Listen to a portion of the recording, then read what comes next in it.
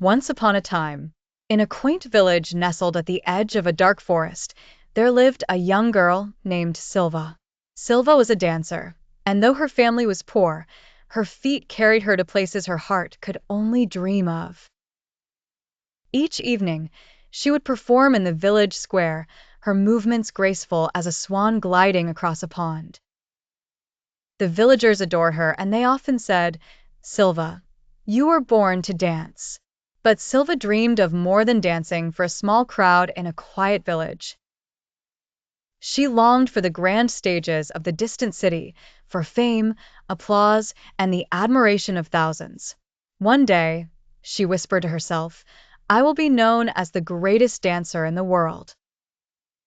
The enchanted shoes one evening, as Sylva practiced under the light of the full moon, she noticed something glinting in the underbrush.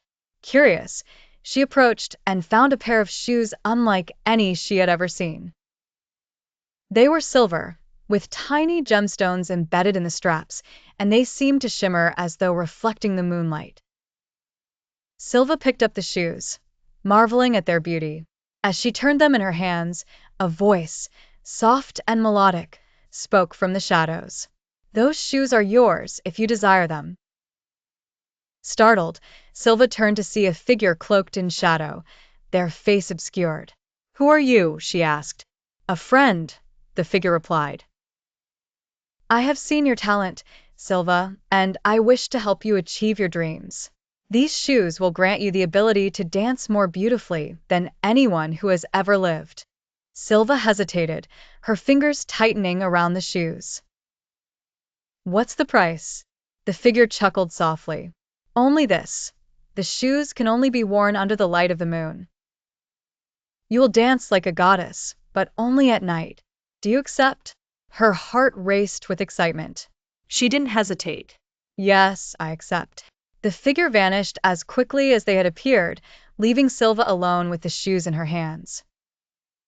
A dancer transformed that night, Sylva slipped the shoes onto her feet and stepped into the moonlight. The moment the moonlight touched the shoes, she felt a surge of energy course through her body. Her movements became effortless, her steps light as air. She spun, leaped, and twirled with a grace she had never known. The villagers who saw her dance that night were mesmerized. Word of her talent spread quickly, and soon people traveled from neighboring towns to watch her perform. Sylva's fame grew, and her dreams seemed to be coming true. But as the nights passed, Sylva began to notice something strange. The shoes refused to come off. No matter how hard she pulled, they clung to her feet as if fused to her skin. The curse revealed Sylva tried to ignore the unease growing in her heart, but the truth became impossible to deny. The shoes did not just grant her the ability to dance, they compelled her to. Each night, as the moon rose, she found herself drawn to the square, her body moving of its own accord. Even when she was exhausted, even when her feet ached, the shoes demanded that she dance. She approached the edge of the forest, hoping to find the cloaked figure who had given her the shoes. "Show yourself," she cried into the darkness. "You tricked me." The figure appeared, their voice calm and unrepentant. "I gave you what you asked for, Sylva. You wanted to be the greatest dancer in the world. And now you are." "But I can't stop," Sylva said, her voice breaking. "Even when I want to rest, the shoes won't let me. Please take them back." The figure tilted their head. "The shoes are yours, Sylva. You accepted them freely. The moonlight is your stage now, and you will dance as long as it shines." The moon's shadows days turned into weeks, and weeks into months. Sylva's fame continued to grow, but so did her torment. She could no longer enjoy the applause, for it came at the cost of her freedom. Each night, as the moonlight touched the shoes, she was compelled to dance, her body moving until exhaustion overcame her. She avoided her family and friends, too ashamed to tell them the truth. She danced alone in the square, the crowd's cheers echoing hollowly in her ears. When dawn broke and the shoes' power faded, she would collapse in a heap, too weary to move. One night, she found herself dancing by the edge of the forest. Her movements slowed as she gazed up at the full moon, tears streaming down her face. "Why did I do this to myself?" she whispered. The shadows around her seemed to whisper back, their voices soft and mournful.